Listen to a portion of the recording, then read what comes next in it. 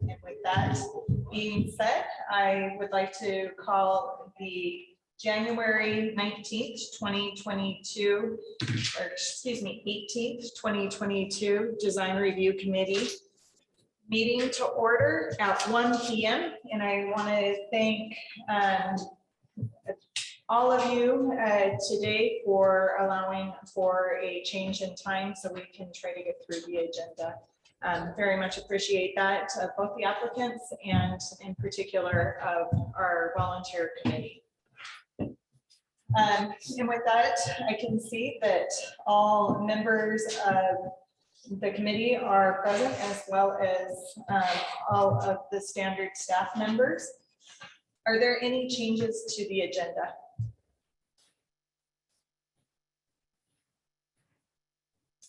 Seeing none, we'll move to the consent agenda, and I do have some clarifications on the December 20th, 21st meeting minutes.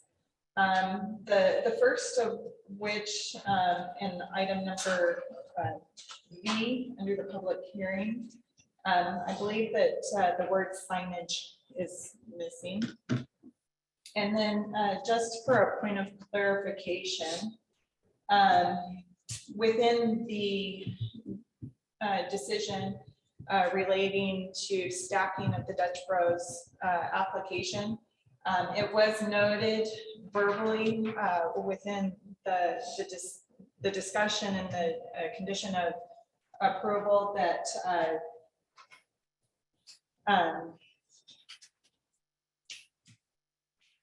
directional signage would be required. And just as a point of clarification, if that was intended to be broad enough to include no parking on the access aisle, directional signage, if that was the intent. And committee member Labrie, you were actually the maker of the motion. Yeah, I don't know if we actually discussed specifically that no parking signs would be incorporated in the signage, but the intent was that additional signage will be added to help eliminate stacking outside of the stacking lanes.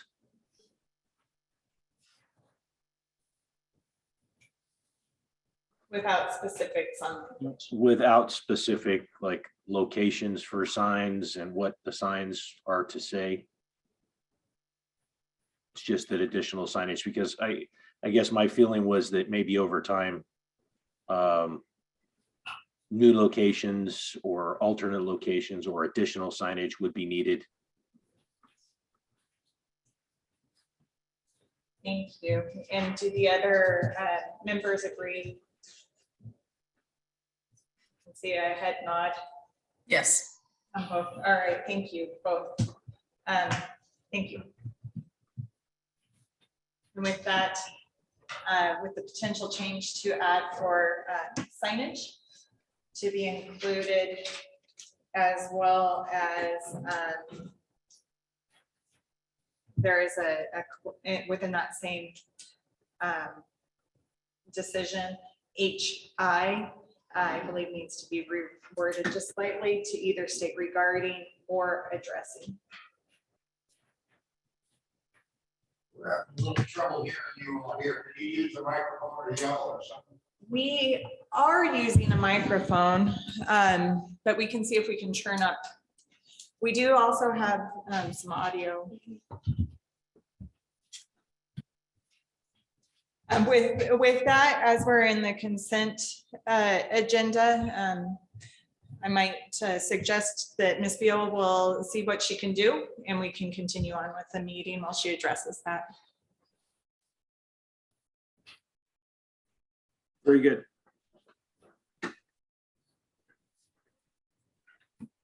If there's other changes to the minutes, I'll make a move to approve the consent agenda with the modifications as identified by Jenah.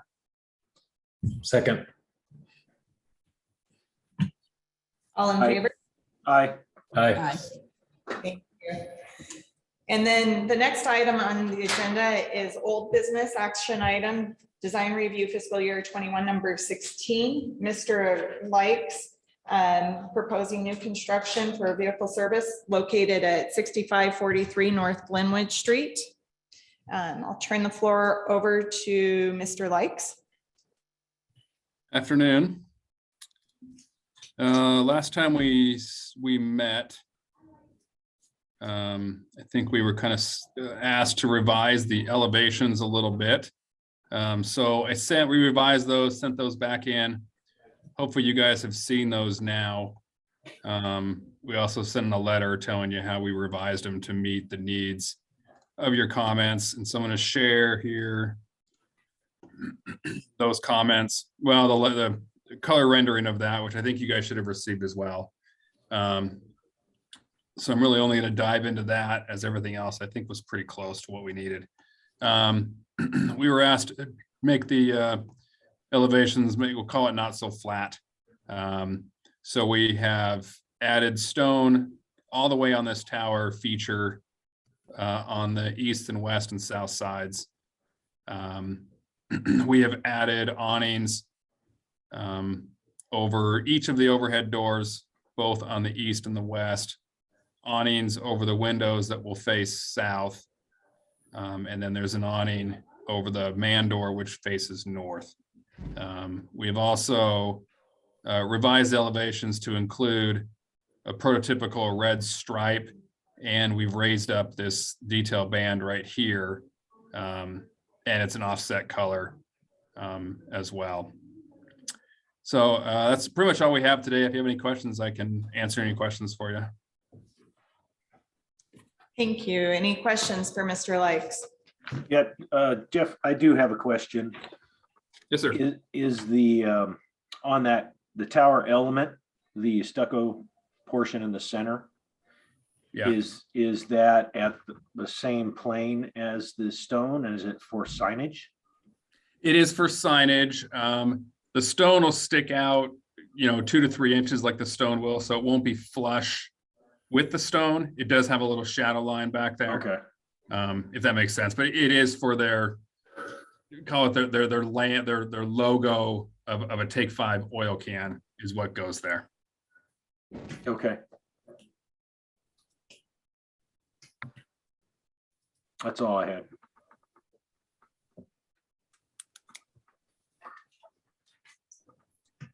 All right. And then Ms. Veal is helping a member of the public at this moment.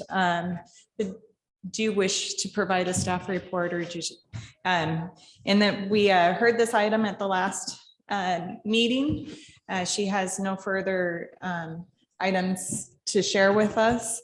Are there any members of the public that wish to provide testimony related to the changes?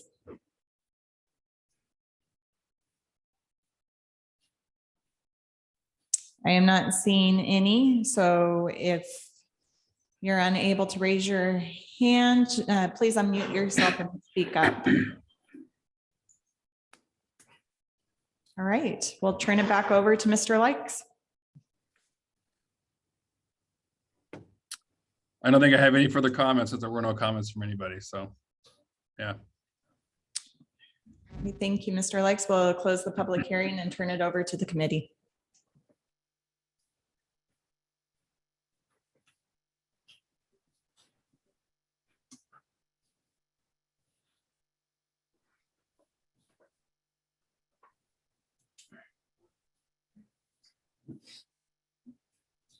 I don't think I have anything other than what I've expressed in the last meetings. I have no further comments. And I'm not seeing either. I don't either. I think that the applicant has addressed the items that were pointed out in the previous hearing. So I would make a motion to move forward with approval of the revised application. there a second? I'll second it so that I can start discussion. All right, discussion. Sorry, I should have caught you when you started making that motion. One of the other comments that we talked about was locating the trees adjacent to the proposed parking spaces. And I did not see a new site plan present. Did I miss that? Was that done? We do not have record of a new site plan being submitted.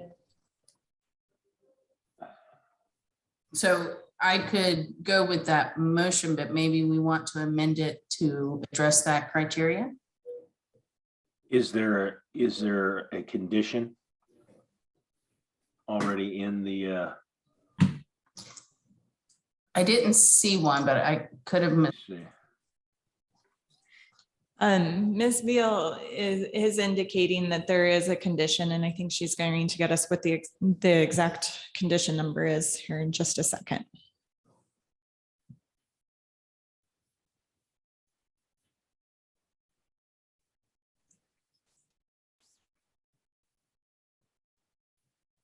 I just put up the site plan. I'm not sure what the added trees were.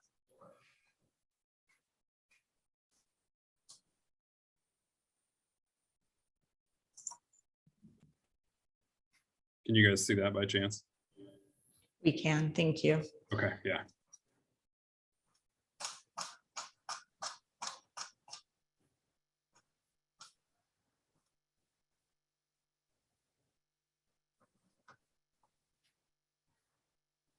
The actual, you look in the decision document on page 4, it talks about the discussion items. And, you know, FA is relocate the trees on the site to be adjacent to proposed parking spaces. If there's a condition already in the draft decision document, I'm perfectly fine with the motion as is. I seem to remember that was actually just to make sure it was in compliance with requirements for screening, if I remember correctly. Thank you. And just as a point of clarification, it looks like that condition is not formally in the decision document. I would agree to amending my motion to include that condition. And I will re-second. And I'll just On- add, but before we vote, so my vote's not a surprise. I'm still struggling with the street frontage garage doors, 75% of that street frontage being garage door faces. And, specifically how that relates to finding 3, the design creating a sense of place and contributing to the uniqueness of the neighborhood. I still struggle with that enough that, I'll abstain or say nay on this. It is what it is, I guess is the bottom line, but I can't see how it being what it is, it works with the conditions that we have before us. And the architect has done everything they can within the parameters of a franchise design. But it still, I just doesn't sit right with me still. So I'll be voting no. Thank you. With that, we'll do a roll call vote. All in favor, Commissioner Labrie, Aye. Commissioner Gresham, Aye. and committee member Hurd, excuse me. Nay. Okay, thank you.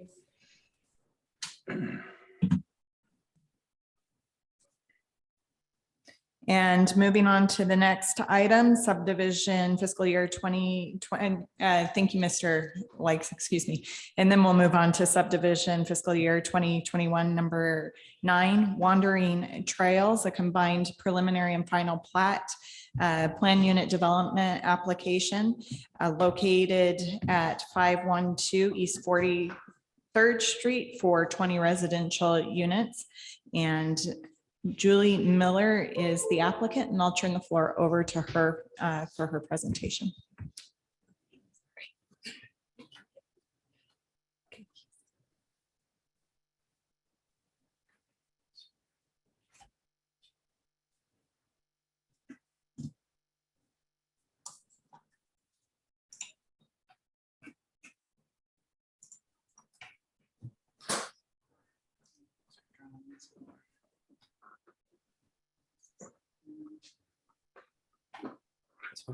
Those are the drawings. Is that? Okay.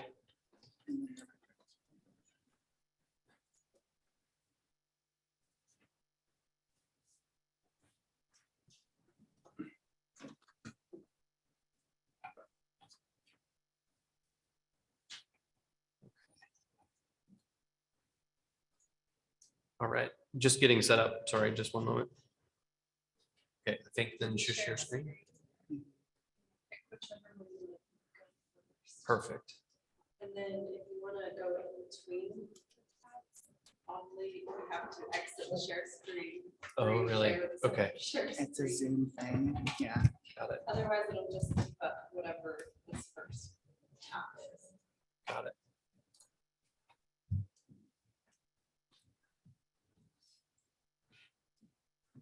All right. Good afternoon, everyone. My name is Julie Miller with EV Studio. I'm actually going to pass the presentation on to our design director, Jeremy Putman. Hello, Jeremy Putman, 725 East 2nd Street, Meridian, Idaho. And this is the Wandering Trail subdivision. Excuse me. Zoom in. It is a group of 20 townhomes on 43rd Street. 20 townhomes in 4 buildings. And each of these buildings has a mix of 2-bedroom and 3-bedroom units. Each unit has an oversized 2-car garage just to allow for a little extra space and storage for the owners and tenants of this development. We have 7 on-site guest parking stalls, which we are requesting a waiver to provide for a little bit more green space for extra, like dog walk area and or green space, just use more usable space in this development. Main drive aisle is down the center to a hammerhead turnaround for fire department access and also waste collection access. Pedestrian access is provided along the north sides and south sides of the project, connected directly with 43rd Street, and also providing, just kind of that walk down the landscaped area to the front doors, and in each cluster of group of doors, there's a small park bench just for kind of community use, whether it's, putting on your running shoes before you head down to the green belt, just an opportunity to sit and enjoy time with your neighbors. As I mentioned, the mix of 2- and 3-bedroom units, some of the units have a little bit extra garage space for storage of things like, kayaks, bikes, maybe a little, bike repair bay. Some have a little less, and then others just have the regular oversized 2-car garage. The units on the first floor provide a mix of just a regular bonus room, which could be used for TV. Other units have a bedroom with a full bath downstairs, or it could also be used as a flex space for an office. These are 3-story townhomes. Scroll down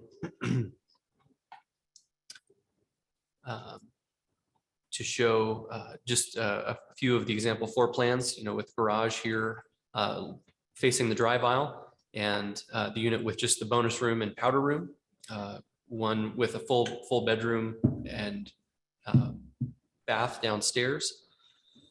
Then second floor.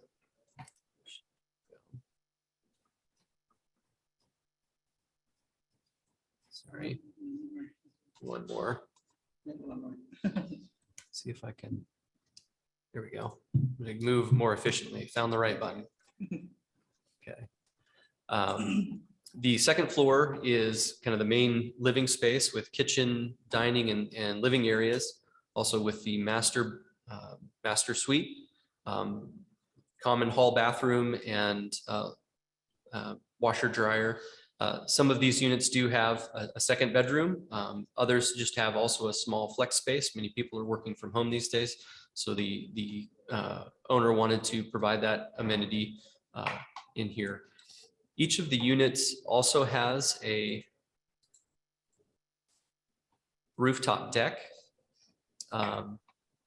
You would come up the stair into a small kind of sitting room, and many of them have like just a small sink, but then they have a patio space that is, they're all facing kind of to the northeast to look at the foothills, just to provide an outdoor area that does get some shade in the summertime, kind of on the north sides of these structures, blocked by a partial shed roof, with just beautiful views of the front range.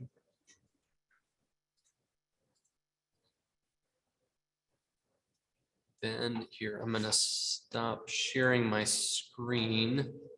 Actually here, I take that back. I'm gonna go down to the elevations.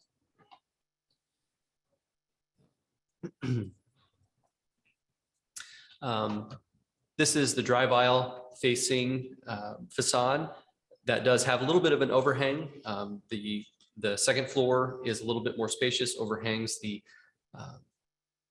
first floor garage with the bedroom windows. The north side of this is where the main entry to the townhomes are, with the either flex bedroom or flex space downstairs. There's also a small patio just off of the dining area or the living area for maybe just smaller times on a veranda, maybe eating breakfast. And then this shows the facade up top at the rooftop deck, just a short guardrail as fall protection. Here is the sides of the units. You see the shed roof and the high kind of tower element that allows persons to access the rooftop deck. Stop sharing here and then reshare.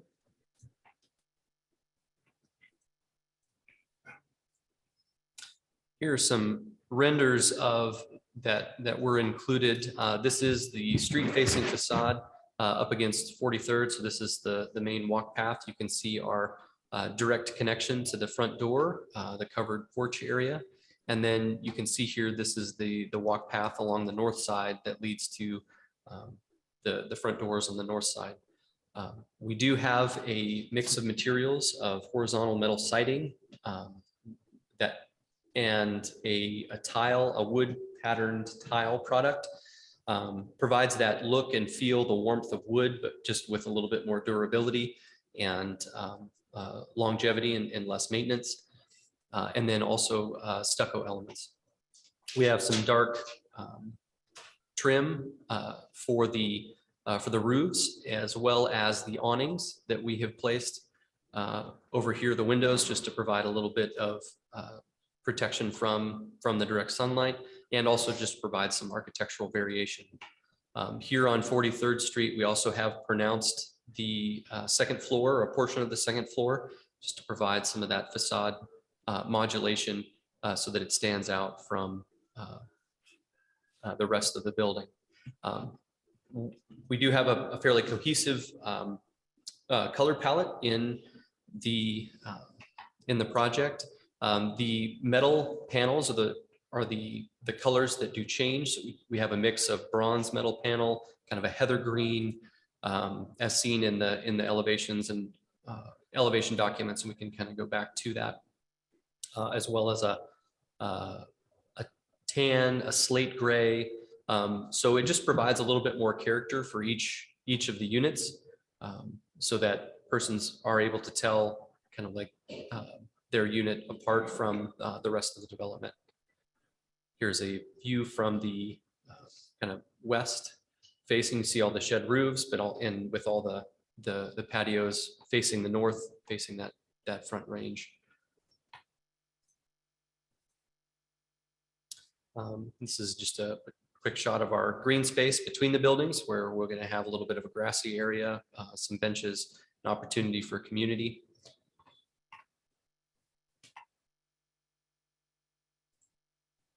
Stop sharing there, share, go back to the elevations. And here's, as you can see, here's our color palette. Pardon. Here's that wood grain product, and then the colors for our corrugated metal panels. I think that's, yeah, I think that's it. Good overall. Stand for questions. Thank you. Any questions for Mr. Putnam?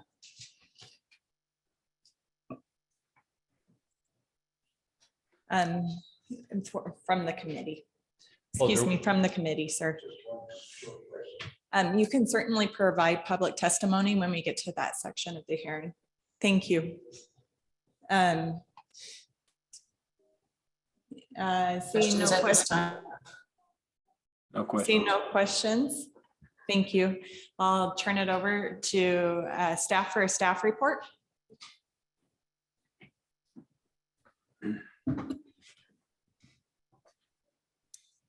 Good afternoon, committee members.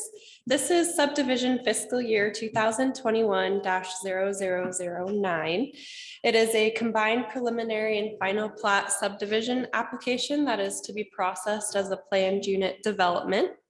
As a planned unit development, the applicant can submit waivers to code standards. The applicant has officially requested only one waiver to Garden City Code Title 8 regulations. However, staff has been able to list additional waivers worth conditioning and or discussing based off of the analysis provided. These conditions can all be found on page 16 of the drafted decision document. However, the three are first being a waiver to setbacks, allowing for the interior setbacks of the development to be 0 feet. And for a waiver to subdivision standards, which allows for more than 4 dwelling units being served off of a common drive. And then the last waiver being for guest parking, allowing for 7 guest parking spaces as opposed to the required 10 guest parking spaces. This last condition or this last waiver is the one that was formally requested. A section of the planned unit development code requires that in a development that which proposes 10 or more dwelling units shall provide a variety of housing types. This application proposes a variety of housing types by providing a variety of floor plans. There is a mix of 3 bedrooms, 3 bathrooms, 2 bedrooms, 2.5 bathroom, 2 bedroom, 2 bath, and 2 bedroom, 3.5 bathroom units for a total of 20 dwelling units in the subdivision. The dwelling units are all 3-story townhomes and are similar architectural design. They all have rooftop decks and garages or oversized garages, and then they all have an enclosed area on the rooftop patio for the residents to enjoy. As a note, the applicant is aware that they have not provided updated landscape plans to match the January 4th, 2022 resubmittals. It has been adequately conditioned to require complete compliance with Garden City Code 8.4i landscaping provisions. And further discussion with staff regarding the 43rd Street frontage trees is required to provide the desired urban tree canopy of street trees. The site consists of 4,536 square feet of common open space, which is code compliant in that it provides 10% common open space, the bare minimum as required by code. However, in order to achieve this 10% of common open space, the applicant has substituted those 3 required guest parking spots or spaces to allow for more common open space. As an additional note, this common open space towards the rear of the property doesn't appear to have any landscaping. Again, there was not an updated landscaping plan submitted, so it is unknown, but if there were to be trees or shrubbery provided in this common open space, particularly in the area closest to the parking spaces. Let's say a tree, for example, that could help the applicant achieve parking lot code standards, in that they're providing a tree for every comment or for every 5 parking spaces in that parking lot area.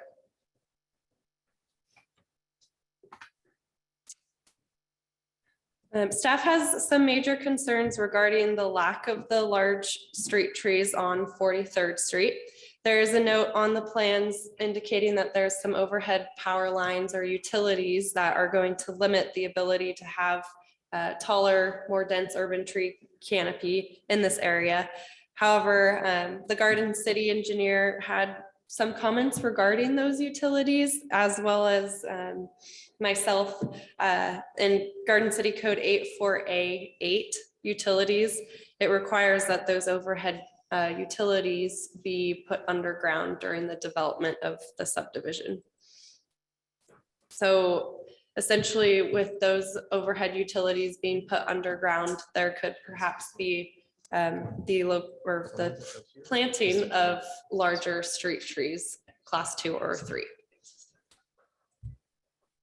The front elevation of the 2 units closest to 43rd Street show a porch area with 2 sets of stairs, and there is a direct pathway from the porch to the public sidewalk along 43rd Street. The units adjacent to 43rd Street appear to lack a relationship with the street. This was a comment made in the first version of the staff report. Staff has kept this comment in the analysis just to provide discussion. Technically, Garden City Code 84B3 requires that the facade or the front facade of these 2 dwelling units have windows, shall have a direct and permanent pathway that connects the sidewalk to the main entrance, and requires that modulation in the building facade is present. And this will need to be discussed by the design review committee, because while the facade appears to have all of these elements, it might not be meeting the full intent of this section of code. And the committee might want to condition additional modifications, or at least have that discussion.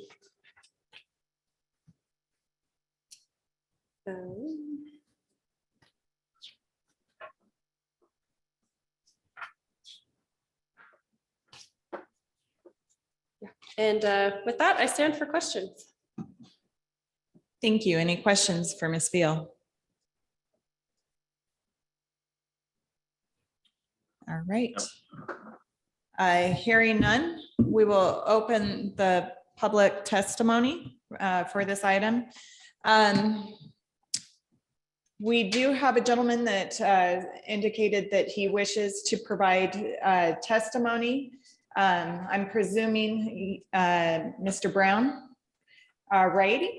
If you'd like to come up to the podium and provide your name and address for the record. And name is Joseph. just to note, if you have any questions, we won't answer them at this point in time, but the applicant will certainly take note, and we would request that the applicant address those questions during the rebuttal.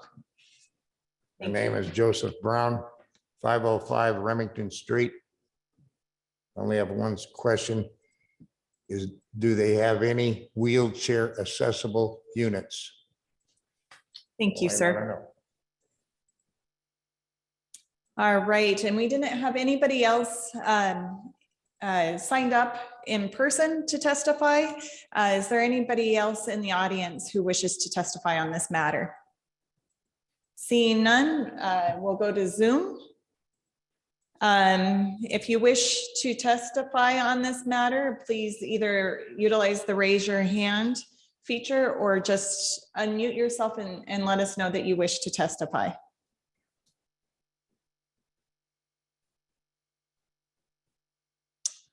All right, with that, we'll close the public testimony and we'll turn it back over to the applicant for rebuttal.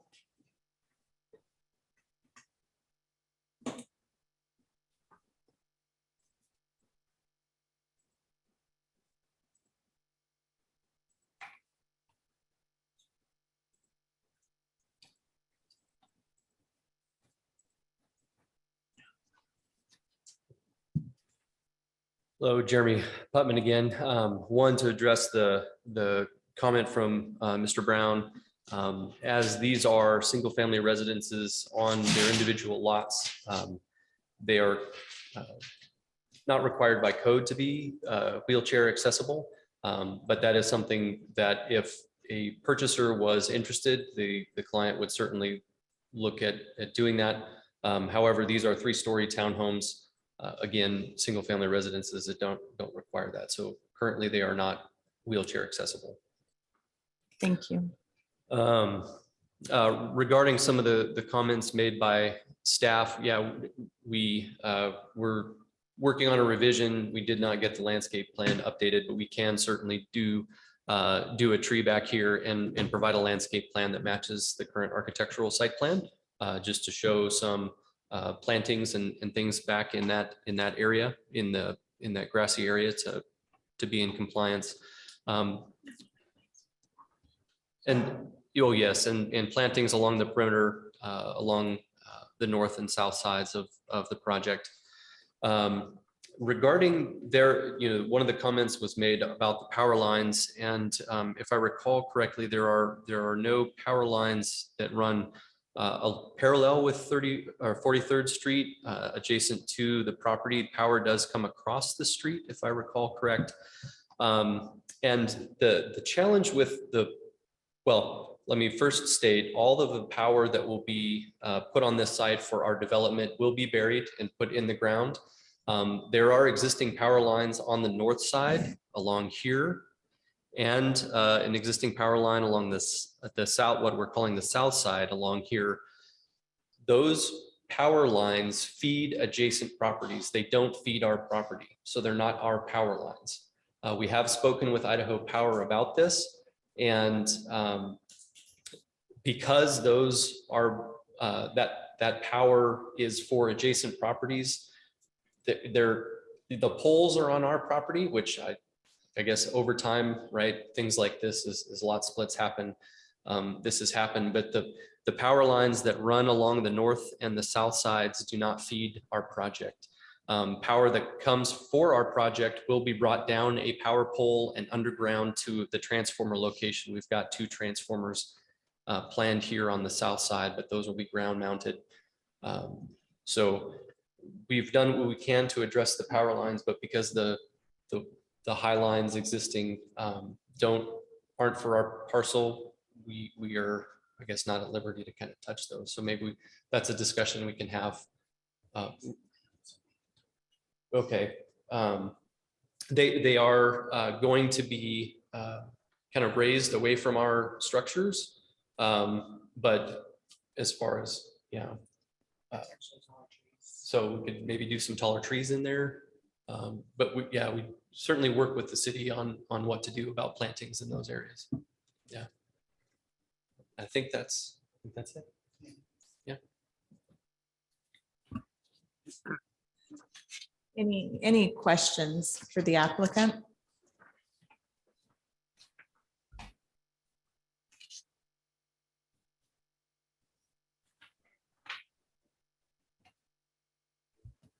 And then I will close the public hearing and open it up for discussion. I would suggest that you might want to stay present as there may be questions that come up through discussion. Thank you.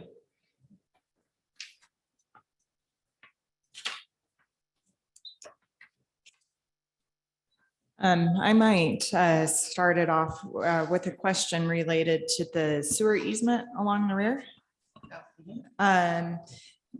And I apologize if it's in the packet and I missed it, but I didn't see the sewer easement. Is there specific language in that easement that precludes trees? No. not to There's my not. knowledge. Okay. Thank you.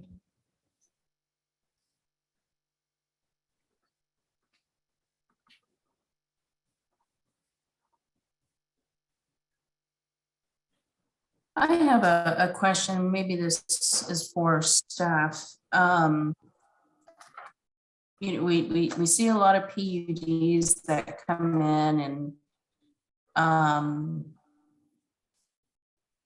I'm often confused why they're being proposed as a PUD, except for the fact that they get waivers to a lot of our regulations, which can be quite appropriate. However, there's certain requirements for the PUD. And the big one that keeps coming up over and over again is the variety of architectural or variety of housing mix. And, we've had a lot of discussion on our committee about, well, it's P&Z that really talks about the variety of housing mix as far as 1 bedroom, 2 bedroom, single family apartment, whatever it may be. And then it's the design review committee that looks at a variety of architectural styles. And I didn't think it was an either or, I thought it was a both. And I just want to get clarification from staff. I mean, we're looking for both variety internally as well as architecturally design wise. I can take that. As there have been more and more plan unit development, it's come through the city in the last couple of years specifically, that has been an interpretation made by the decision bodies, including this body, that this body has indicated, and we have formally noted in our code interpretations document that we maintain, that this committee has indicated that they interpret code and have interpreted and applied the requirement for a variety of housing to extend to architectural variety. And I think that committee members Gresham's question is a question that I'm hearing as the plan unit developments go through from all of the decision makers. I've heard it come out of this body. I've heard it come out of the planning and zoning as well as the city council, hoping the applicants can articulate why the plan unit development is being utilized, how the purpose of the plan unit development is being furthered versus just requesting waivers. And so as you go through that process, that would be something that I would suggest you be prepared to answer. So in light of that, I'm looking at this and I'm not seeing, I mean, there might be a variety of housing internally, but if you're looking at it, I don't see any variety. I'm curious, Brett, Derek, what do you have a different perspective on that? Well, I think in this particular application, the variety is handled, or they're proposing handling it through color and material choices, and not necessarily from a distinguishable variety in massing and building articulation or facade articulation. It's more treatments.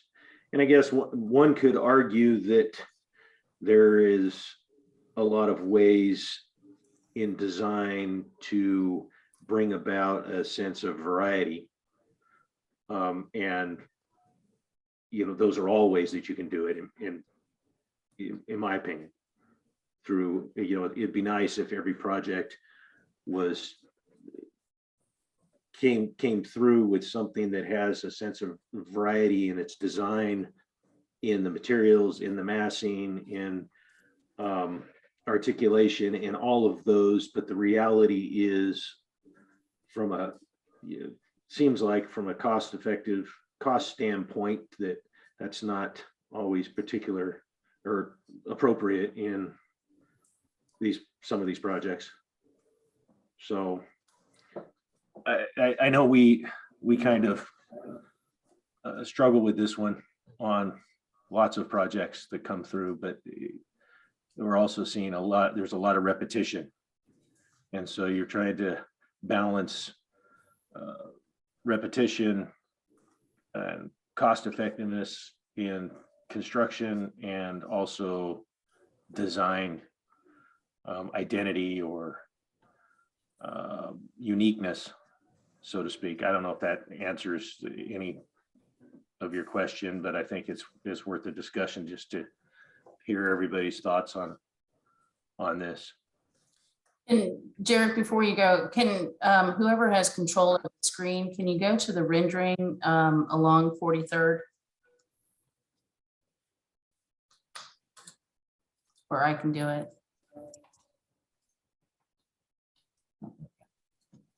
No. Yes, that one. Okay. And Derek, Yeah, I don't disagree with you, Maureen, and I think that Brett, you said design identity in your description, and I think that's a good, it's kind of a good point and a good way to summarize it. It's like, I imagine, someone inviting their friends over for dinner, and it's like, I live in this subdivision, and the only way they're going to know which home is theirs is the little number on the door that says 5 or 7 or 9. They can't say, oh, it's the one with this, or it's the one that looks different. They are all the same except the house numbers. Yes, granted, there's material changes and color changes and things like that, and that's all very important. But I think that we could look for and ask for and begin to celebrate projects that are actually unique. It's like every one of these has the same roof line, it has the same roof deck, it has the same floor plan. In essence, you can add a bathroom or take a bathroom away, it's still in essence the same. So I think that, yes, what we're looking for in our review is architectural uniqueness and distinct. One unit is distinct from the other, and we're seeing hints of that here with the facade treatments and the siding, but we're not seeing it in the broader scope. They still all look the same. When you look back from here, they all look the same. When you look in from here, they're a little bit different because one's stucco and one's metal siding. So this project does have a lot going on as far as articulation and massing and roof decks, and there is good, solid, and void in this project, more than some that we've seen. And I think that's commendable. But I think when we're looking at the PUD architectural distinctness, it's not going as far as it could. and I look at this and I realize that, again, one is using metal, one is having stucco, but to me, they look basically the same.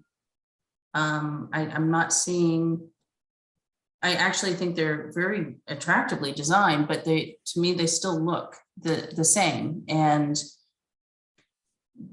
the PUD is, has specific, you get a lot with it, a lot of cost savings actually with, doing a PUD. But in order to do that, you need to demonstrate there's a reason why you're doing a PUD. And to me, this doesn't quite achieve that. And I would also agree with staff's concern about the relationship to the street.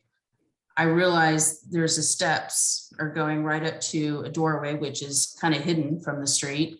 So, you have a connection, but that to me looks like the side of a building. Yeah, that's my biggest struggle with this one still.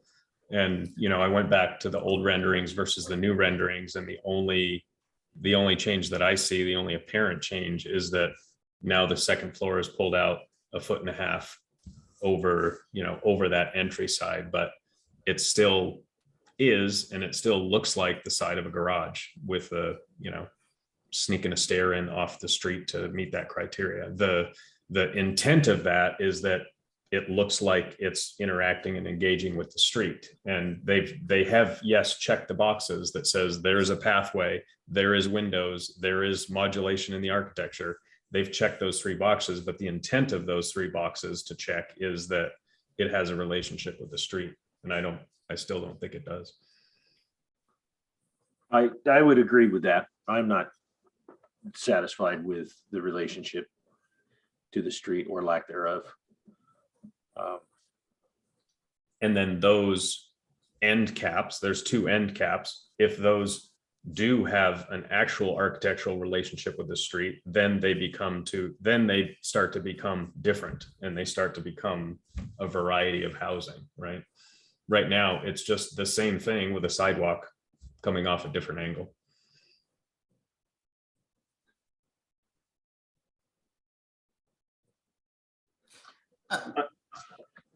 I was just gonna say that I'm also, on this one, not comfortable that we don't have a landscape plan. So I've got an issue approving anything without approving what we want to see for landscape as part of that. And so we don't know what that is. So I mean, my feeling is this is coming back to us, and we need to give the applicant some good comments so that when they do come back, they're more prepared with having the things addressed. I would like to know, I'd like to make sure that the street trees, the underground, whether or not it's going underground, if you're moving the pole, then why not be able to do, I don't understand all that. So that needs to be clarified and addressed as well. Yeah, and I may have misheard, but it sounded like the power poles were on their property, even the ones that service the neighbors or the rear lots. I may have misheard that, but if those are on that property and being redeveloped, then it seems like those could go underground and satisfy, and get the street trees where we need them and want them.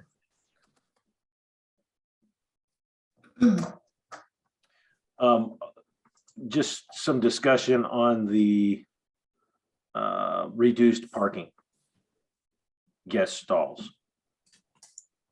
What is each of your thoughts on that aspect?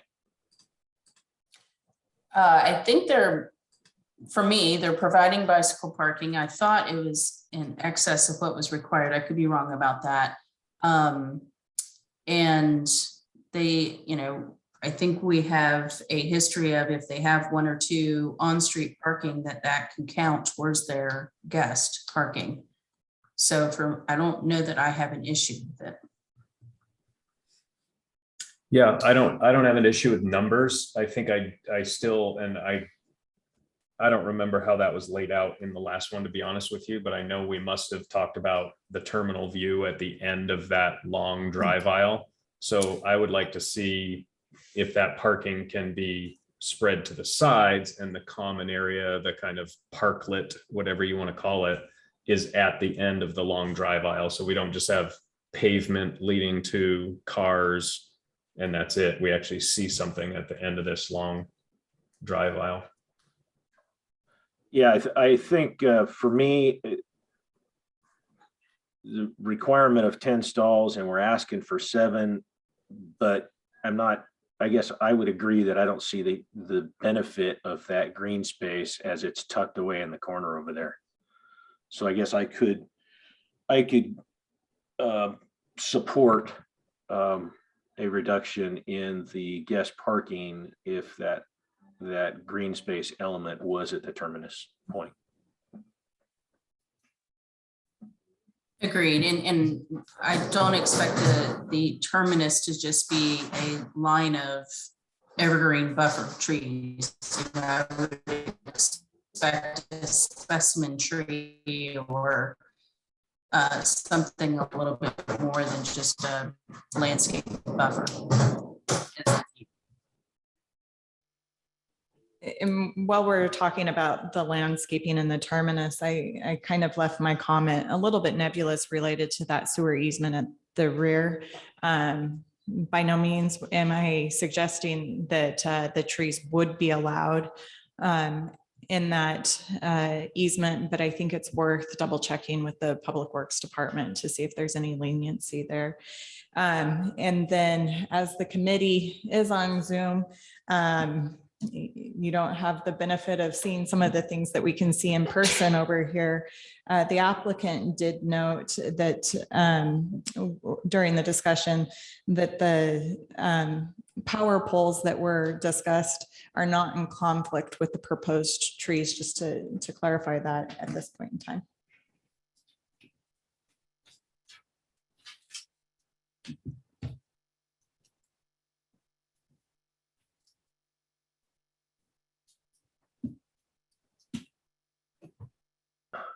I guess I would like to open it to the applicant and ask them if they have any questions for us for additional direction. Thank you, Member Gresham. I don't think so. Like mentioned, the trees along 43rd, the street trees are not in conflict with power poles, so those should be okay. As far as like the terminus at the end of the drive aisle and splitting, I think that's very easily achieved, and we could do that just to provide a green space at the end of that avenue, just to make better utilization of that from the street view specifically. And we can provide an updated landscape plan just so everybody is aware of what we can do or what we're proposing as far as the landscaping is concerned. If I may briefly address the architectural style, that is, and I think Member Labrie also touched on it, it is the challenge, because right, if you look at the two extremes, you've got everything uniform on one end, and actually the same on the other end.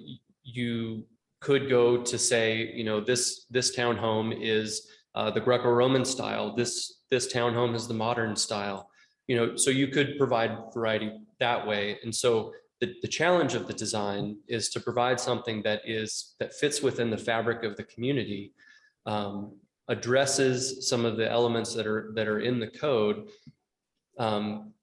but creates a cohesive development, which is what we were going for here. And yes, we have provided differing colors on each of the units, one to help distinguish, in this north building, I'm the heather green unit as a way of identifier.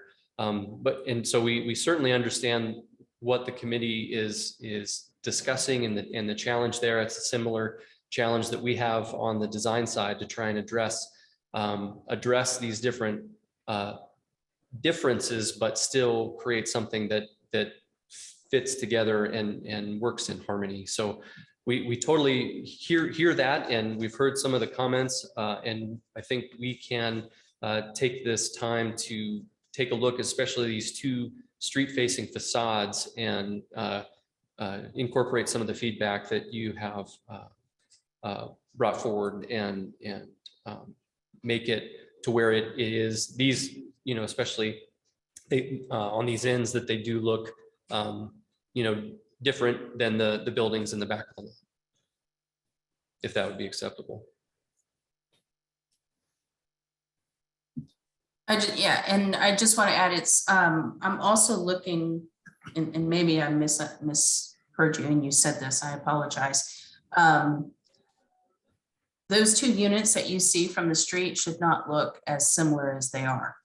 So it's not so much, it is, variety throughout, but it's really important for me to see them distinctly different along the street, which is where the public is mostly going to be able to see things.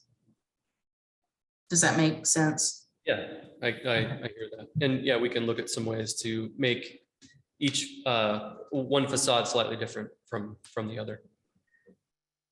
Mm-hmm.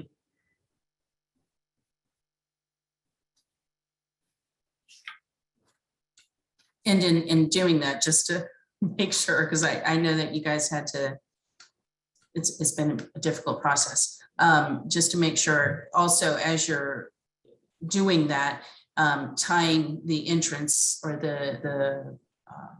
tying the building more towards the street. Right now, like I said, the doorway, you can't even see the doorway from the street. So something of that nature, making sure you address that as well.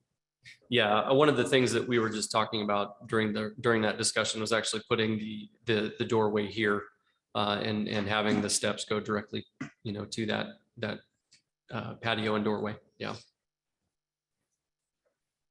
Another comment would be to incorporate some a distinct pedestrian pathway connection via like a distinct material across that asphalt drive that connects the two common spaces.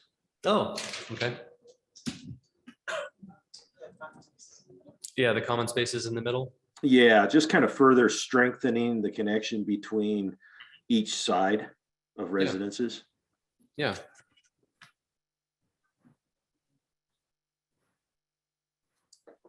Mhm.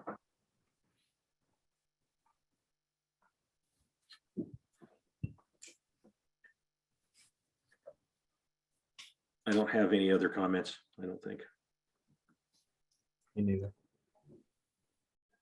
Me either. Since this is a public hearing, Jenna, do we have to move it to a date certain or?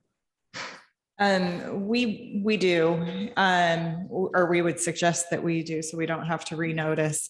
If the applicant is able to provide revised materials by the 7th, you could be on for the 22nd of February. Yeah, we can do that. But before we go there, I did have just one last comment related to the refuse. It is looking like the design would necessitate that all of the carts are pulled out to the street on garbage day. Is there a way that you plan on addressing that? Well, I think there's a little there's some clarification that needs to be made on the width of the actual drive aisle. It appears to be only 20 feet, but it's not, it's actually 26. Okay, did all members hear that comment? And that- Yes. Okay, perfect. Yeah, I saw that. Actually, there was another section that kind of showed a fire truck in there, and I think the confusing aspect was that 20-foot dimension that's there on this plan. Yeah, the 20-foot dimension indicates the fire access lane. Yeah, but fire truck access needs 26 there. Right, and so we have 20 foot, which basically is the dedicated lane for the fire truck, which has a different easement on, and then 26 is the overall Clear width. Yeah, of the drive aisle. Yeah. So the common property, so as mentioned, there are 21 parcels in this development. 20 are for individual sale. That last parcel is the common drive down the middle and the parking area at the back. And so the actual width of that common is 20 feet, but on either side, there is still asphalt and clear space for that 26-foot. Fire department and also waste collection can travel that and do the turnaround in the hammerhead. Thank you. Yeah.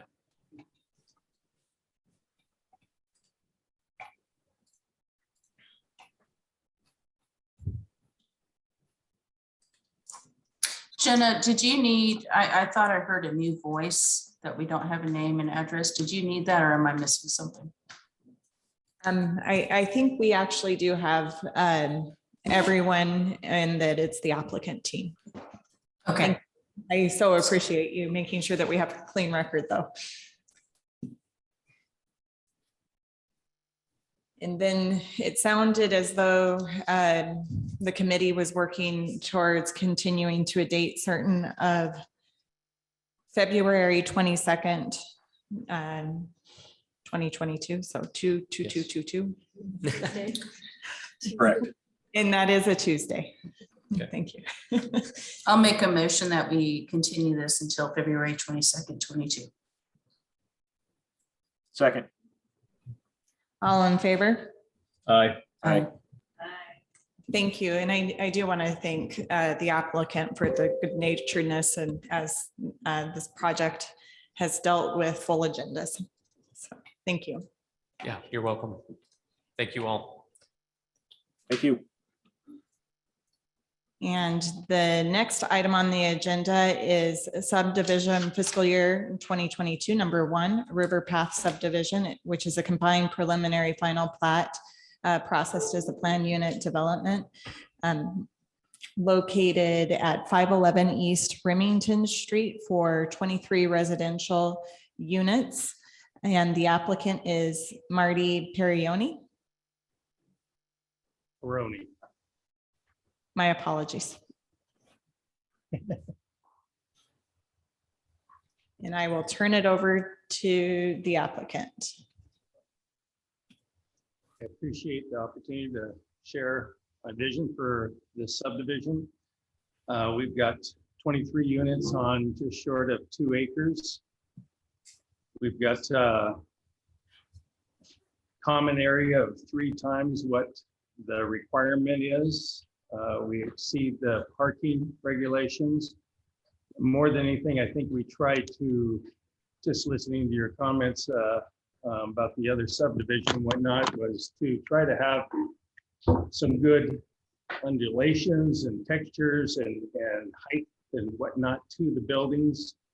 When we first started this, of course, you always look at density and try to max it out, but I struggled with that a lot and didn't care for a packed piece of property. I was after, really a nice living space. And so we tried to create and putting the buildings a little closer together, I kept creating more and more outdoor space for not only their backyards in each unit, but to have some nice big open spaces that you can go visit neighbors and sit outside, picnic, whatnot. So that was really the intent of where we went with this project.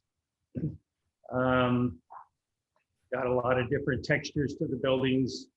Floor plans, there's 3 different types of floor plans, and I will agree that they're somewhat similar. They're always, just like you say, it's always hard to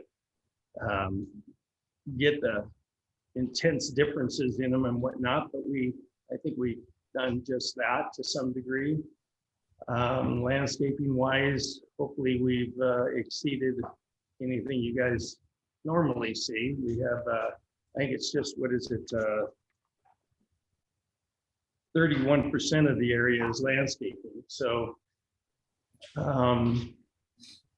not sure what else to say on that. Just as a 30-year landscape contractor, I'm kind of a junkie when it comes to that kind of stuff. So I like my landscape. I guess would be the best way, and to have play areas and whatnot. Staff report, there really isn't anything on there that we challenge or anything. We're in agreement with staff on their comments.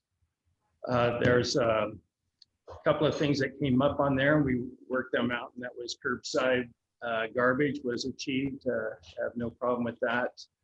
Fencing, we would kind of like to derail it to the vertical side of things instead of in the Plat side of it, just so in these kind of things, I've done enough of them, you damage that stuff fairly regularly. We want to make sure our property to the south of us has a horse on the property, and we spoke with them and whatnot. We want to do the fencing as we complete it in the landscaping, so he's got a horse that's contained and safe, and we build them, and so we're not damaging stuff as we go. But that was kind of one of the other comments that's on it. The variety of architecture, we got a lot of different textures, colors and whatnot, but we do have 2-story and 3-story, and that was kind of the big thing, is I didn't want the look of, I don't know if that is the right terminology or not, but row housing look. So we changed things quite a bit to go to 2-story and 3-story to have a lot of different texture to the buildings as you look down the street. Open for questions, please. Thank you. Any questions for Mr. Peroni? Is there imagery that you have of those street facing units? Yeah, we did. Be honest with you, right at the last minute, we caught on to that and missed it. We did get them changed, but they're not on here. We do change the whole front door of it and swung it around so the front door is facing Remington on both of those end units. At the very, yes, there we go. At the very bottom, and change the sidewalks and whatnot, but we do face them out toward Remington. Okay.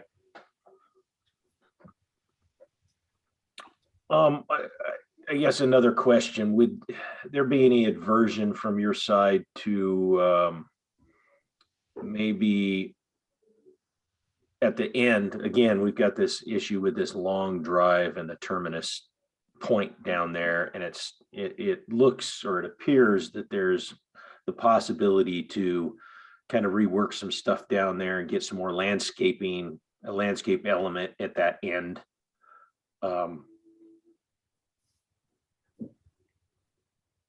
Versus what, maybe how you distribute the guest parking stalls and just kind of how that could get reworked to add some kind of a landscape element or feature down there at the end of that long drive.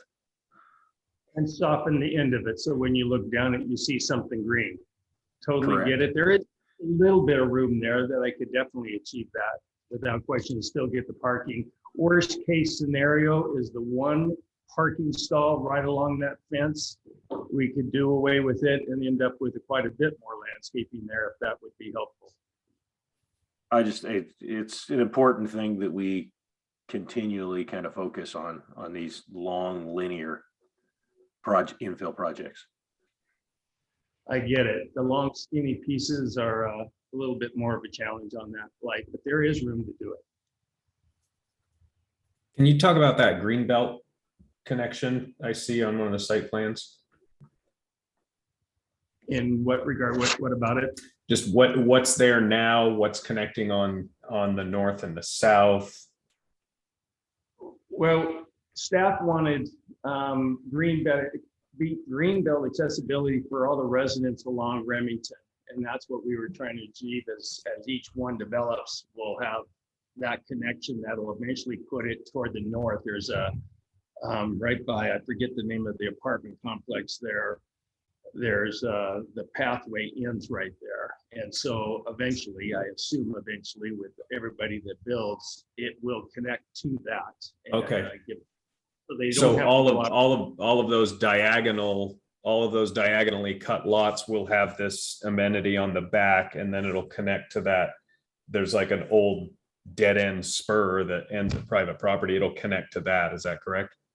That's exactly what we Okay. envision.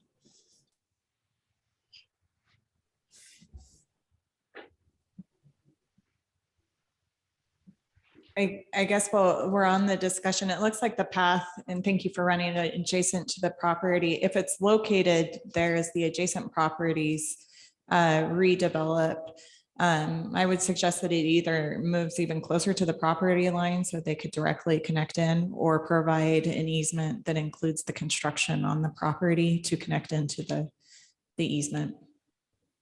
If we take that one stall out, we can achieve that real easily. And then add some green belt down there toward the end, so you're not looking at the end and seeing a fence. So that could be achieved and make it look a little bit softer, and you just keep the green belt access right along the fence line there. Yeah, I'd worry if cars are going and parking and backing up, if it's actually a green belt connection too. So I think that's going to be an important revision. All right, no problem there.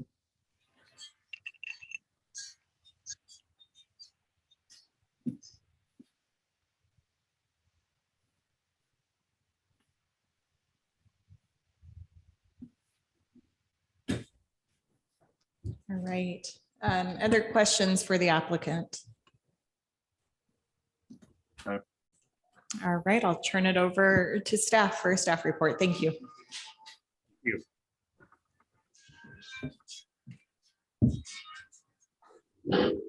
Good afternoon, committee members. This is subdivision fiscal year 2022-0001. It is a subdivision application that is to be proposed as a planned unit development. As a planned unit development, the applicant can submit waivers to code standards. The applicant has requested 3 waivers to code standards. And based off of the analysis, the applicant will either need to change plans to achieve code compliance, or where there is non-compliance, a waiver will need to be submitted.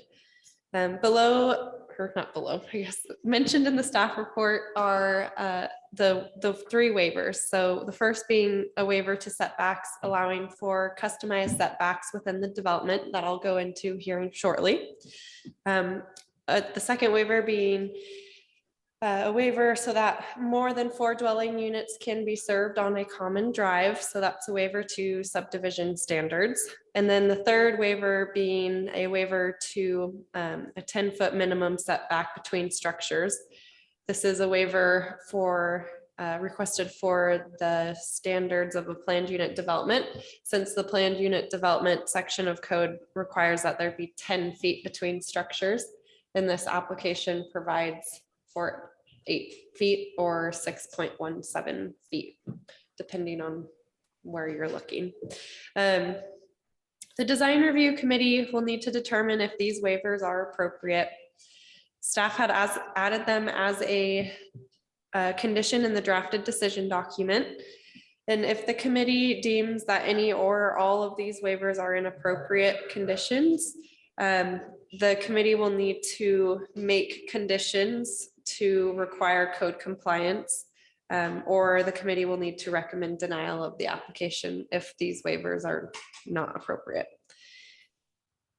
A section of the planned unit development code requires that any development over 10 dwelling units needs to provide for a variety of housing types.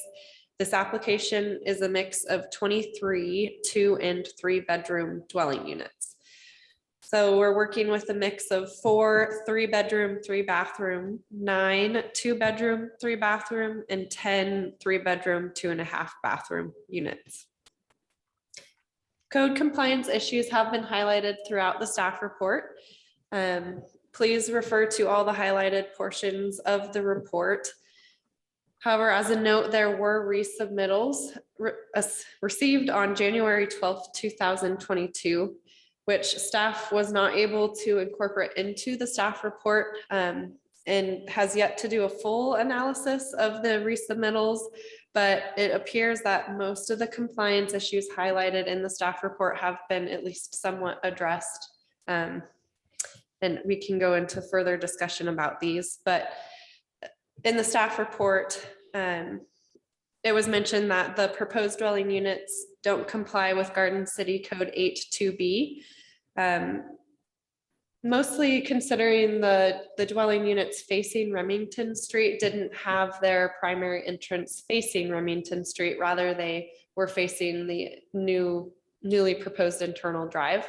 The resubmittals received on January 12th do show that this, at least the pedestrian porch pathway now is facing Remington. However, the intent of code might not be fully met based off of the renderings submitted on the January 12th resubmittals.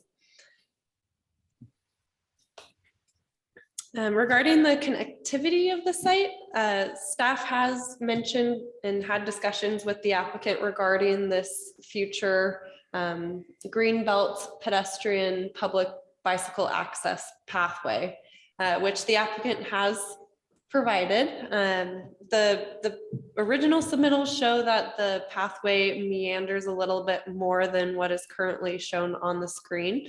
On the screen is a resubmittal that was part of that January 12th packet, which addresses staff's concerns regarding the linear pathway. Staff wished for it to be more linear to meet the intent of what the Greenbelt would desire. Garden City Code 8.5A mentions that proposed pedestrian pathways need to be within a 12-foot wide easement with at least a 10-foot wide prepared travelway. And this is minimums. So what is proposed by the applicant is a 6-foot wide travelway or paved pathway.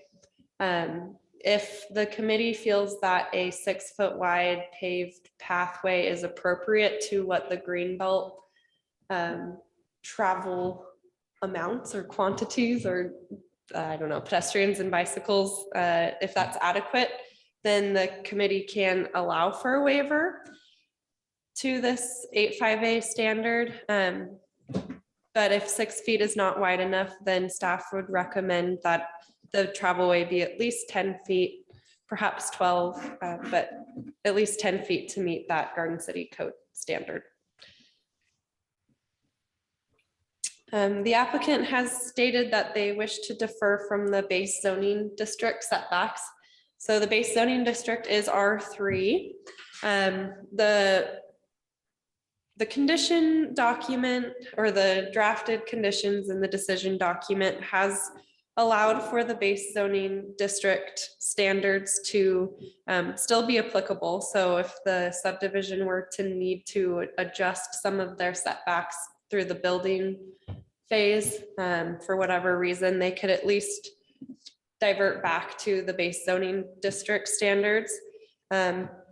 But there has been conditions allowing for lots 3 through 23 to have a rear setback waiver for 10 feet as opposed to the 15 feet required by R3. So there's a 5-foot difference there. And then multiple lots. So lots 4, 5, 7, 8, 11, 12, 14, 15, 17, 18, 21, and 22 all need a side yard setback waiver for 3 feet as opposed to the base zoning district setback of 5 feet based off of their designs. There is no waiver required for the front setback on lots 2 and 24. So those lots most adjacent to Remington, because the site design is compliant with the base zoning district standards. And then just as a last note, there is a 12-inch or 1-foot Thurman mill ditch pipe going through the middle of the subdivision. Section like Garden City Code sections don't require that a already tiled over or already enclosed ditch or canal be daylighted. However, the comprehensive plan encourages the daylighting of these canals, or at least the utilization of the water in subdivision amenities, such as like a subdivision sign or pathways along the canal, if it is daylighted, or something within a common open space utilizing the daylighted portion of a canal. Again, it's not required per code since it is already tiled over. However, it is mentioned in the comp plan that it would be a nice amenity to provide. And then it has also come to the attention of staff that the existing trees on the site have all been demoed or removed. A certified arborist letter has not been provided thus far. So the amount of mitigation for those tree calipers that did exist on the site is unknown. However, aerial imagery indicates that there weren't too many trees on the site, and what is proposed on the site right now via the landscape materials and landscape plans appears that it could be adequate, but further discussion with staff will need to be had regarding actual mitigation of those calipers. And with that, I stand for questions. Thank you. Any questions of staff? So I didn't see, I'm sorry, I do have a question. The submittals on the 12th, I don't see them in the folder online. Am I missing those?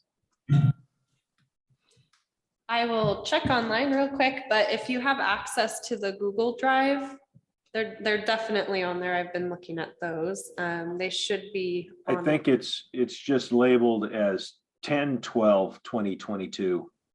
Oh, instead of instead 0. of 01. Okay. It's like the fourth one down. Okay, I do see those.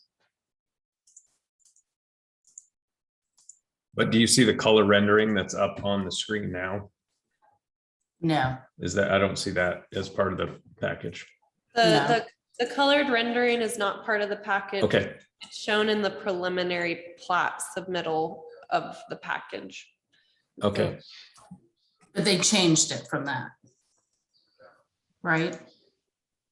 So the preliminary plat in the submittal documents on that January 12th shows exactly what's on the screen right now, but what was on the screen or what is on the screen is not technically submitted.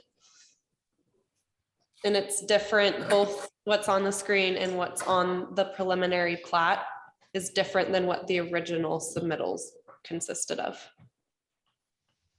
Okay, so the file that's labeled 1012, which does not include any of the renderings, and I can't see much. I would like to be able to see what it looks like from Remington Drive.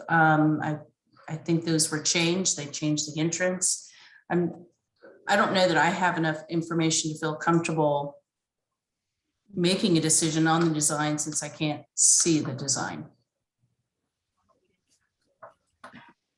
And I think I would have the same comments that I had on our last application, as far as the connectivity to the street, as well as if you're doing a PUD, you're getting some benefits, but you're supposed to also achieve something else. And yes, having a 2-bedroom and 3-bedroom, great. But I mean, I'm not seeing any architectural distinction. And I don't think this one has any 2 bedrooms even. I think they're all 3s. No, actually, there is 2-bedroom units in units B. Okay, And that's great. And that's what P and Z will look at, but I'm not looking at that. It's hard to see it if you, and I don't know what you're exactly looking at, to be honest with you. We did submit a new landscape plan that showed that walkway, but the trees kind of shadow it, and it's hard to see from even and I'm looking for it, so I can understand where it's hard to see it. We tried to get the renderings done in time for this, but that didn't happen for you to be able to look at the buildings from Remington and see that, but it was just something they couldn't get it done in time for us, unfortunately. Walkway and how it is set up is shown there. You just kind of have to look harder. I'm sorry. yeah. And I think that those renderings will be helpful for sure. And I think it's also helpful that you observed the last application, which, as Maureen said, a lot of our comments from the last application are going to be applicable to this application. It's, it's the same width and same end caps, and those end caps on Remington in this case are going to be very important. I totally understand that, and I can supply those for you.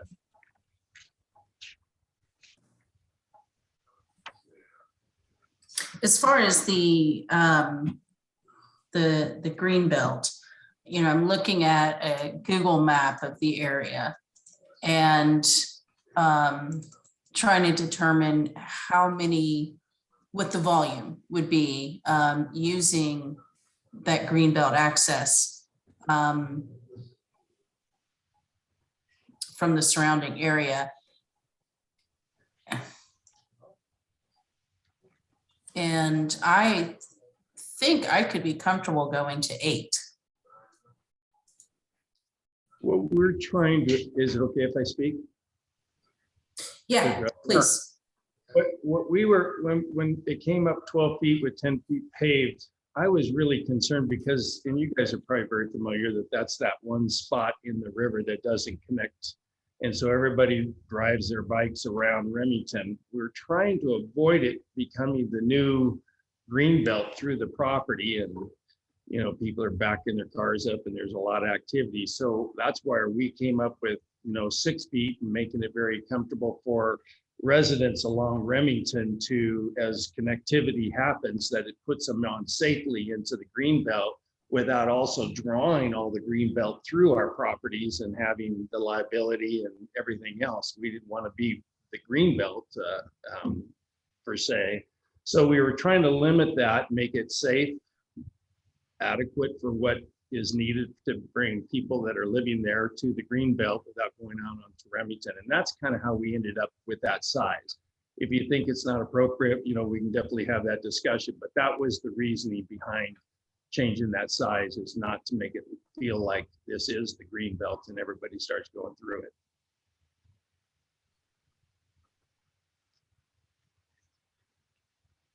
And maybe that's a question for staff of the intention of that connection. When that is a complete connection down that diagonal, is that to draw greenbelt traffic off Remington? Or is it solely for residents, you know, kind of local traffic? I will address that. And then I might suggest that before we get too far into discussions, that we open up the public hearing. But yes, there is the adopted transportation needs plans that's adopted annually by the city that does note that there is that area where that is the one lacking connection within the city on the green belt to make a full green belt through on the south side. And that transportation needs plan does show where it states that there needs to be a connection that's identified. And it notes that there are a variety of different ways that the city can address that, either through a bridge through the island to connect to the island, through the properties at the river, or starting to try to connect so that the bikes don't have to go all the way down and around that Remington piece. And then with that, unless the committee objects, I will go ahead and open the public hearing portion. And I do want to note that there were two letters that came in late in the day. There is a letter that did make it into the staff report by Julie Brown Sindra, and then the two late comments were a joint comment from Ms. McFadden and Ms. Ralston, and then a secondary comment from Mr. Gotti. And if you haven't had an opportunity to review those, I'd like to give you an opportunity to review those. Yep, I saw them in the packet and have read through them. Great, thank you.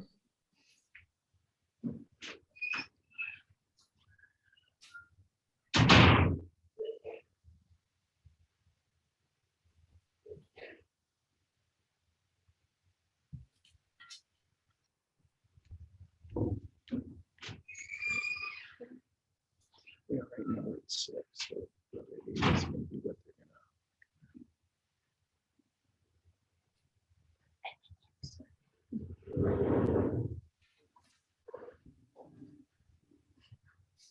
Okay. Great. Thank you. I believe Mr. Brown, are you signed up, intending to be signed up for this application? Right. Please come and restate your name and address at the podium. Thank you. I'm Joseph Brown, 505 Remington.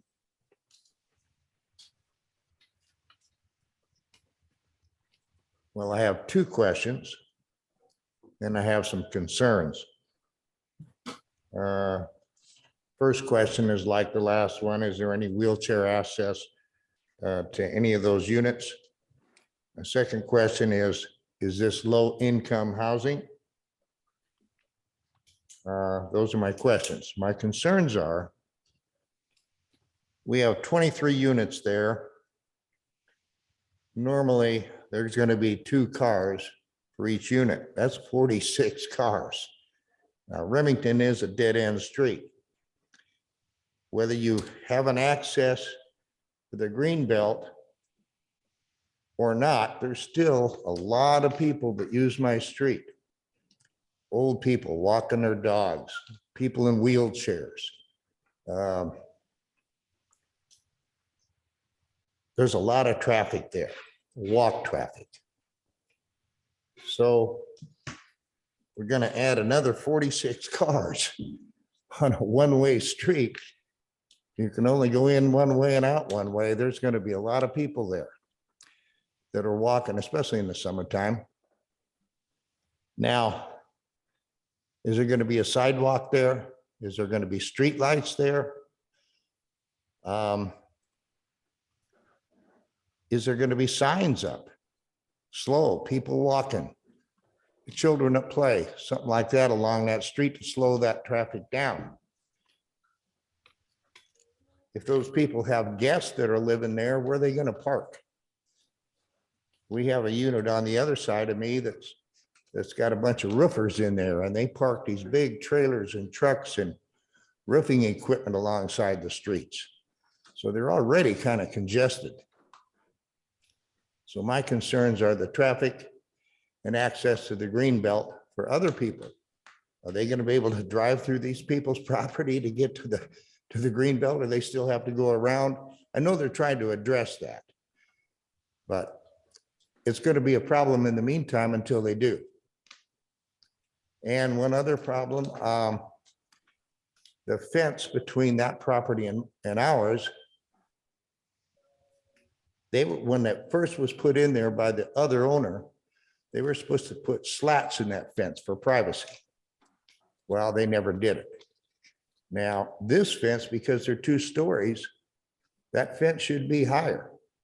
And it should be slatted with something for privacy. Those are my concerns. Thank you. Any questions for Mr. Brown? All right. I do not see anybody else that signed up in person here today. Is there anybody that wishes to provide additional testimony? Hi, yes, this is Julie Brown. Sandra, can you hear me? I can hear you. Thank you. Great. And just so the committee members know, no one in person noted a desire. And so with that, I'll turn it over to Julie Brown. Thank you. I'm also representing my family and my father who's there today.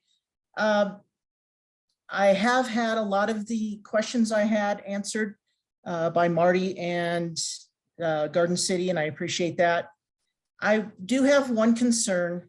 This development is the first development along Remington, and it's going to be the interface to the Labrie Park property, of whether that becomes a city center or a park, or we don't know the future of that.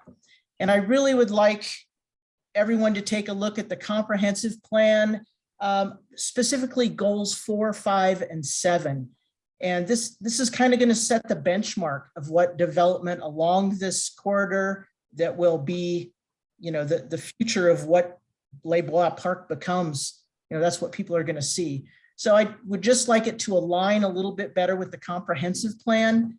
Maybe not so many waivers, because it's going to set the benchmark for every other development along Remington to be, well, we can hedge and haw on 4 or 5 feet here or there.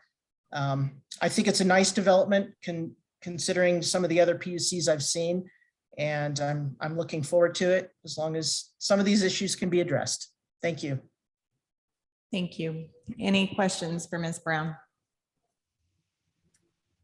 Is there anybody else on Zoom that wishes to testify? All right, seeing none, I'll go ahead and close the public testimony and turn it back over to the applicant for any rebuttal.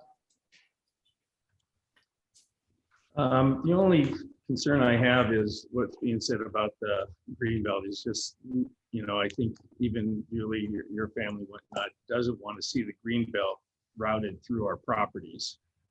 So that's just out of pure safety concerns and whatnot, that we kind of make it very accessible for all the residents along Remington to stay off Remington and go through all those properties and get to the greenbelt is highly desired by us, and I assume by the other properties too. But and I agree with Mr. Brown on how much traffic there is. There's a lot of bikes and whatnot on Remington. So, running down Remington, that whole bike thing, we hope to see that corrected, and maybe that bridge that we talked about before is created and whatnot, because it'll pretty much stop all that traffic once that happens. It'll just stay down there by the river as it belongs, but it is a concern at this point in time, and I get it. I just don't want to see our property become the green belt.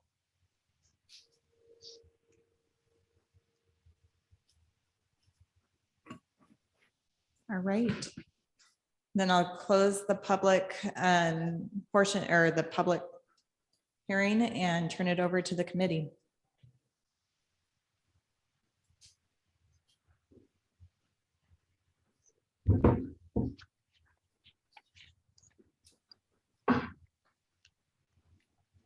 So I have the same comments as the previous application. I really need to see the what it looks like along Remington, and expect to see a variety in design of the structures that face Remington specifically, as well as throughout the thing.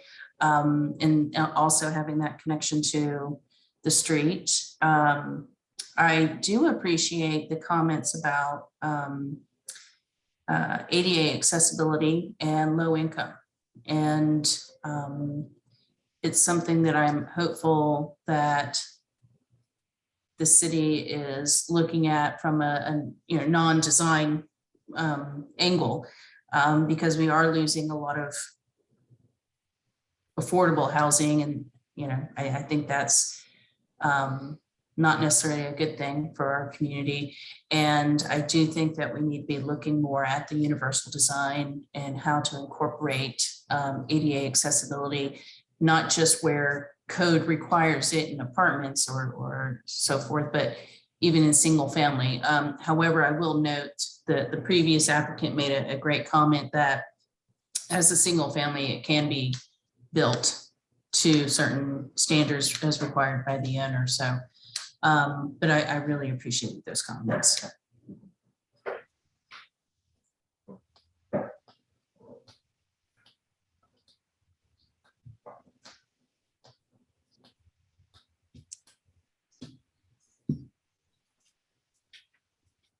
Yeah, I can echo Maureen and just reiterate the importance of the Remington Street elevations. I mean, if you have to look at, block 24 and block 2 as, blank slates and create them to be facing the street rather than just sliding a door around to meet the code. I think that's what we're looking for, that unique end cap that says this is talking to Remington Street. This is not talking to River Path Lane in your case. And then if there's anything you can do to, you have the 3 units and the 4 units, and if those can be unique architecturally and not just kind of mirror images of each other, that's something that we're going to be looking for as well. I think, the city has kind of made it clear on what the intention of that Greenbelt connection is. And in simple words, it is the Greenbelt, I guess, is what I'm gathering. So I think that 6 feet is not enough. And, is it 8? Is it 10? I think that can be, the wider, the better for usability and function. And we've all made that loop around Remington Street, and it's awkward, and you don't know where you are, and you're looking for signs to try to figure out how to get back to the Greenbelt. And if this is a safer, off the street connection, then that's what people are going to use. So I think that's going to be important as that develops. And ideally, there's another answer. Ideally, there's a bridge to the island. Ideally, it cuts through off the end of Cody and connects in a quicker connection. But at this point, we have to develop as if this will be part of that connection. One other thing that was mentioned was the Thurman Mill irrigation coming through, and I don't see anywhere on the site plan a pressurized irrigation well, pump house, that sort of thing. But Idaho State Code says that new development shall use ground surface water, which that Thurman Mill connection is. So I think it's important to chat with them and talk about how you use that irrigation water to water all your new trees and landscaping. Can I address that? There's an existing well that the gentleman that owned the property before, and he had the whole thing grass, and that well more than adequately took care of that. We were going to use that well for the irrigation. Just so you know, that was the plan, is just to utilize that well and keep it active. Okay, I think I'm not an attorney, a water attorney by any means, but I think that well would be groundwater, not surface water, unless it's a shallow well. So there's just maybe something to look into. Yeah, I don't know which one it would fall into, right? Which criteria, I'm not quite sure, to be honest with you. It is a fairly shallow well, but I just don't know how to answer that.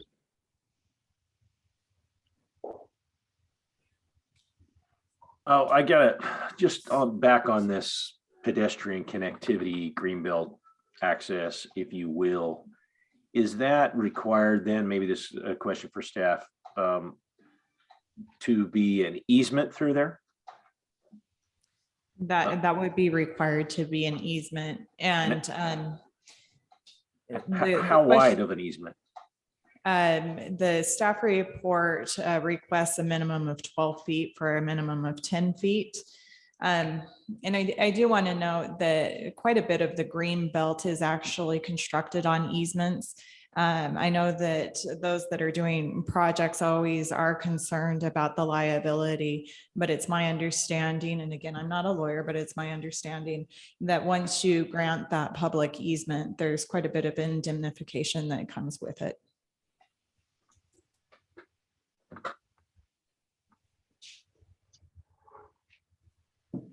Yeah, for me, I think that, the comments that I had on the landscaping at the end, definitely the street frontage of those two units. And I think we need to see, obviously, we need to see what that greenbelt connection actually looks like, how it's reworked. And I think that this is another one that I would recommend moving this to a date certain. And giving the applicant time to go back and address the comments. Yep. And just one more thing I just noticed in the staff report too, to address Mr. Brown's comment. There is a note in there that says the existing chain link fence shall be removed and replaced with a code compliant fencing material. So that has been addressed, and I'm sure the applicant will follow through that, have it in the plans in the next go around. That's not a problem at all. You bet. And I'll move to push this to a date certain of 2/22. So the applicant can come back with some revised materials based on our comments. If the applicant can have their stuff ready by the 7th, I guess is the. Yeah, we can. It's fairly simple what you're asking. A second. All in favor? Aye. Aye. All right, thank you. We'll see you back tentatively on 2/22/22. And for those members of the audience that are present, should we identify that date will be pushed, we'll do everything in our effort to notify you ahead of time. I know that we have some here in person as well as some online. If you wish to be notified specifically, please contact us with your email address. Otherwise, the applicant will be back in February. And everyone's looking at me. So the best contact would be planning@gardencityidaho.org.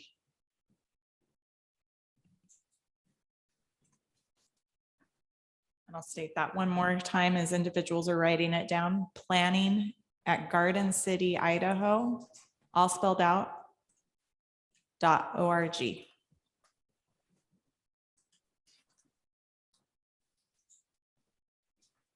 Thank you. Thank you. Thank you. And then the next item on the agenda is a subdivision fiscal year 2021, number 10. Hopefully no one is hanging out waiting to hear this, as it is requested to be moved to a date certain of February 7th, 2022. And then last but not least, there's a discussion item related to design review fiscal year 2022, number 3, a master sign program submitted by Thomas Goodwin for the property located at 175 East 35th Street.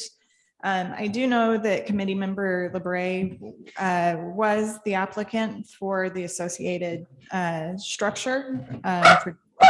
Yes, I will be, I will be recusing myself from All this right. item. That was going to be my question, if you still had conflict or recusing. So with that, let the record show that Mr. Labrie, committee member Labrie, will be recusing himself. And then with that, under the original approval, typically there's a condition of approval noting that a master sign plan is required if for structures with multiple tenants or properties with multiple tenants, and that's under 84F13. Design review approval for the structures didn't have that specified in the decision document. However, a master sign plan would be appropriate. Garden City Planners, Assistant Planner Betty Gum has provided a staff report that's in your packet for discussion, noting that there are some signs that are currently on the building under the very strict I believe it's sign district number 1, allowing only for 8 square feet, utilizing the straight sign district number 1 regulations. They're not code compliant, but there is that allowance, again, under the master sign program. And I believe that, are you Mr. Goodwin? Mr. Goodwin is available here in the audience to speak to us and have a discussion. And I did have one specific question. If the signage that is currently on the structure is all that is being proposed, or if you'd like to add additional signage in the future to be incorporated. No additional. And for the members, since Mr. Goodwin's far away from a microphone, he's noting that no additional signage would be requested in the future.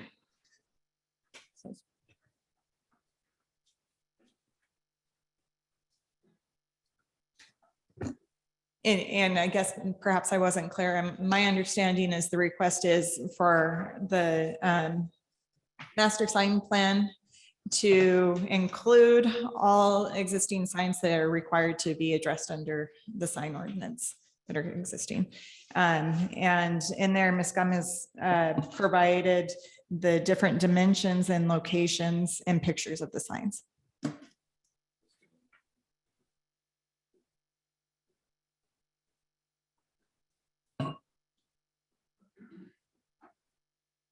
So Jenna, just so I'm clear on what, because I don't actually remember seeing a master sign plan before. Could be, I just don't remember. So really what we're doing is looking at it and determining whether or not it's appropriate and then approving or denying. Is that correct? Correct. And it's not a public hearing, but you are correct on that. In the last page of Betty's memo, the code 84F13 is laid out, or you could also just go straight to code. It does note that this isn't applicable, this request is applicable. And then there are standards, there are 8 standards that are set forth.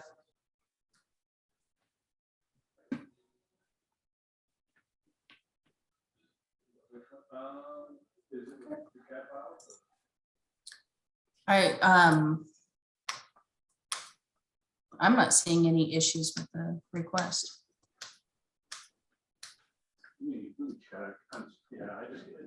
Yeah, I look at kind of all the examples of the signs here, and you know, the 35th and Clay on the trash enclosure is, you know, artistic mural as much as anything. The 35th and Clay on the corner of the building, that's kind of, you know, wayfinding signage mural in my mind.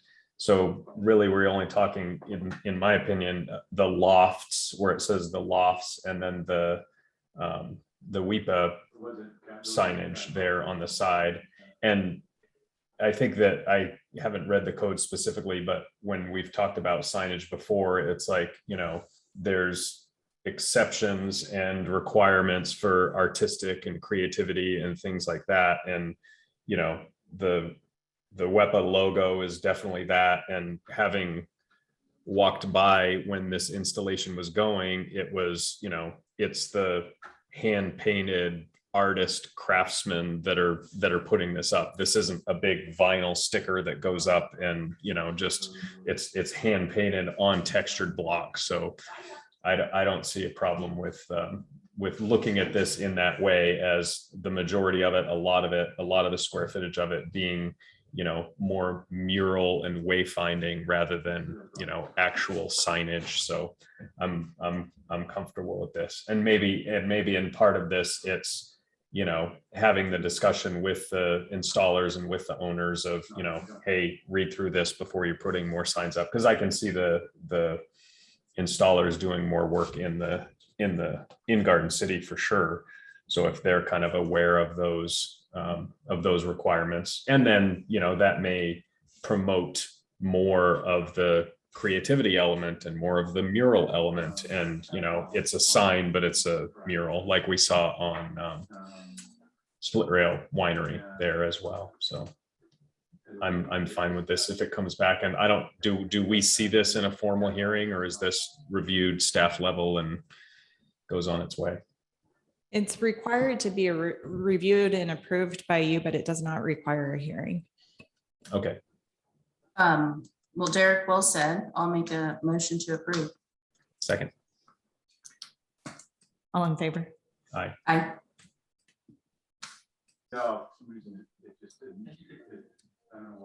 There was a thank you from the applicant. So thank you. And Perfect.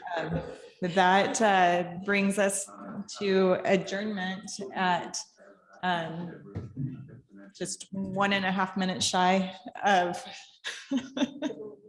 Our normal time. So I really, really do appreciate your willingness to start early, and I'm glad that and your accommodating schedules that I know you had to do some maneuvering to accommodate us.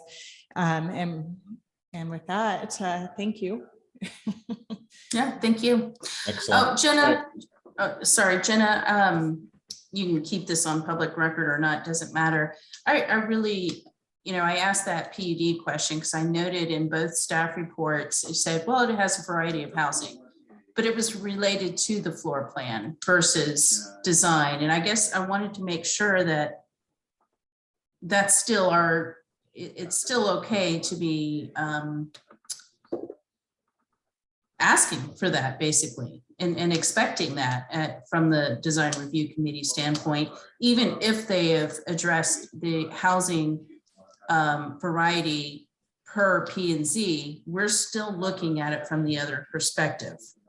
You know, it's not a one or the other, it is a both. And is that, am I correct? I think that there was I don't remember the date of the discussion, but it's utilized in the staff review or the design review. Yes. did note that that's the interpretation that you had, and we do have that as part of the dialogue that's looked at. Yeah, no, that's in there, but normally in the staff report, it would then go on to say, while P and Z has, or while there is a variety of floor plans, design may still, there's still discussion warranted. And I didn't notice that there was anything that said discussion is still warranted. So I just wanted to make sure, but it seems like we're on the same page. So We are, and thank you. okay. Yeah, absolutely. Thank you. Hey, thanks, you guys. Thank See you. ya. Take care, everyone. Bye.